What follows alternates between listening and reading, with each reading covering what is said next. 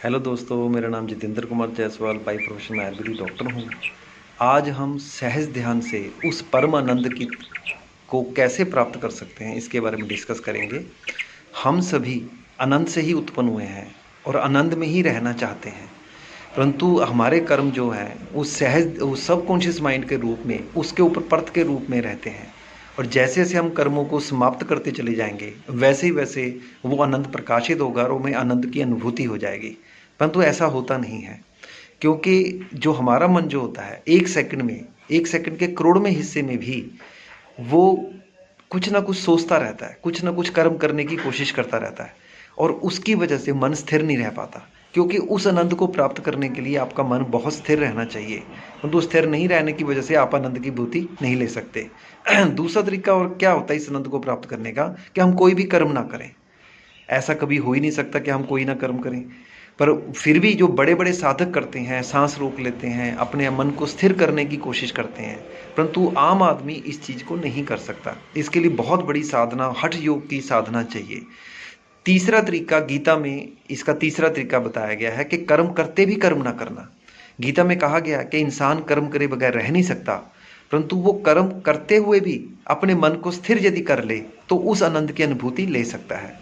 क्योंकि नॉर्मल में हम ऐसा वैसे हम नहीं कर सकते, क्योंकि हम यदि सारे कर्मों को भी छोटे छोटे, हम जो आसपास के जो डिस्ट्रैक्शन हैं उनको रोक भी लें, फिर भी हमारा जो शरीर होता है एक बड़े कर्म को करने के लिए पैदा हुआ है, और जैसे ही वो बड़ा कर्म खत्म होगा हमारा शरीर खत्म हो जाएगा, और उसके खत्म होने के बाद हम इस जिंदगी में उस आनंद की अनुभूति नहीं ले पाएंगे। तो गीता क्या कहती है, कि गीता कहती है कि भी हम उस कर्म को करते करते जिंदगी में ही उस आनंद को प्राप्त करें।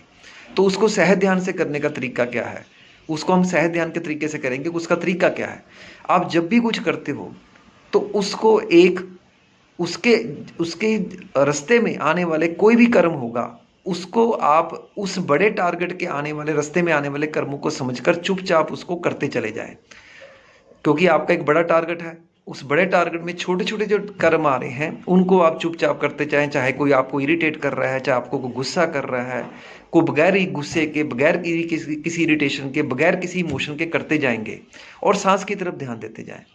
यदि आप ऐसे करेंगे तो आपका सांस की तरफ ध्यान ज़्यादा जाएगा, और सांस की तरफ ज़्यादा ज़्यादा ध्यान होने की वजह से आपका सांस की तरफ ध्यान स्ट्रांग होता चला जाएगा। और जब आपका सांस की तरफ स्ट्रांग ध्यान होगा, उसके बाद आपको शून्य की आवाज़ सुनाई देगी, और जब शून्य की आवाज़ का, फिर धीरे धीरे करके आप शून्य की आवाज़ का ध्यान लगाना शुरू करें, मेडिटेशन उसकी करनी शुरू करें, उस पर ध्यान लगाना शुरू, कर्म करते हुए भी जब शून्य का ध्यान भी आपका स्ट्रांग हो जाएगा, तब आप उस आनंद की अनुभूति ले जाएंगे। और इसी हिसाब से आप कर्म करके भी, कर्म करते हुए भी कर्म नहीं करेंगे और उस आनंद की अनुभूति को ले लेंगे। Thank you.